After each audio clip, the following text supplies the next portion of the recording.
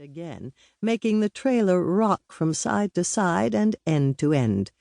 The bucking motion of the Toyota brought Molly's teeth together in a grind of frustration. Little wonder she was exhausted. She'd been trying to drive the equivalent of a mechanical bull all morning. She let her foot off the brake and allowed the vehicle to roll forward. No worries. After all the near misses she'd had on Interstate 5 this morning, navigating a deserted country road should seem easy. Narrowly missing yet another rut, she executed a sharp curve and spotted an arched entrance up ahead.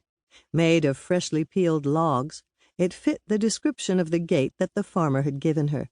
As she drew closer, Molly could see the name Lazy J on the crossbeam, the letters bracketed by old horseshoes. Thank God! She'd finally found Robert Redford. She swung wide to make the turn onto the rutted dirt road. As she nosed the vehicle through the open gate, she heard the muted sound of a motor and leaned her head out the lowered car window to follow the noise.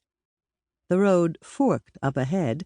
The last thing she wanted was to go the wrong way and run into a dead end. Backing up a trailer wasn't as easy as it looked. Sunset didn't like the rougher road surface and lodged a loud complaint. Just a few more minutes, boy. They were almost there. According to the Portland trainer, if anyone could help this stallion, Jake Coulter could. Kerwhump! Molly's teeth snapped together as the Toyota bumped over another deep hole.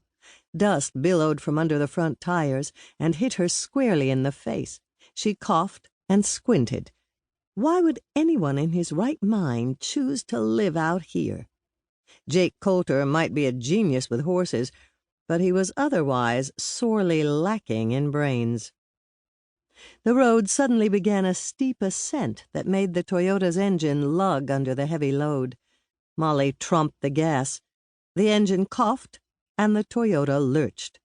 She struggled with the floor shift to grab four-wheel low, breathing a sigh of relief when the SUV labored up the last few feet of hill and the overtaxed engine didn't die.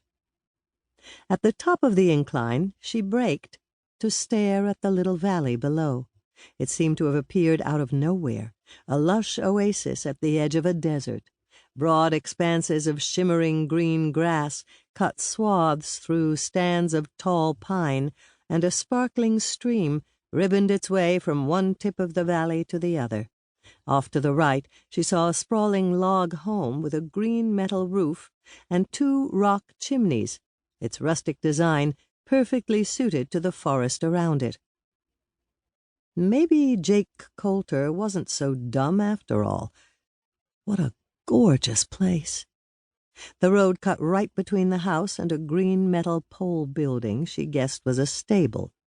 Wide doorways along the back opened onto paddocks, which in turn had gates that led to green pastures fenced with split rails. She saw several horses grazing, the sight so picturesque that the ache of worry in her chest eased. It was a perfect place to leave Sonora Sunset. Her faith in Hollywood films was restored. All that remained to make the scene complete was for Robert Redford to appear. Though she knew it was foolish, Molly watched for him as she drove the remaining way to the house. After passing the stable, she parked near a corral so she wouldn't block traffic.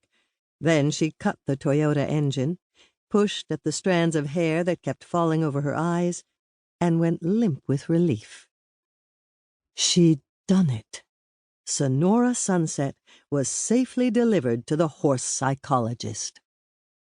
As she climbed from the vehicle, the breeze felt lovely against her hot skin, carrying with it the country essence of pine, grass, wild flowers, and a faintly pungent odor she suspected was horse manure.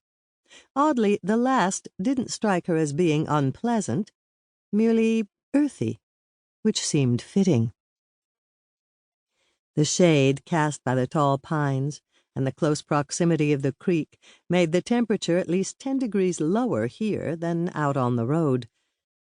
Horse paradise. It was so peaceful that she wouldn't have minded staying there herself. For the first time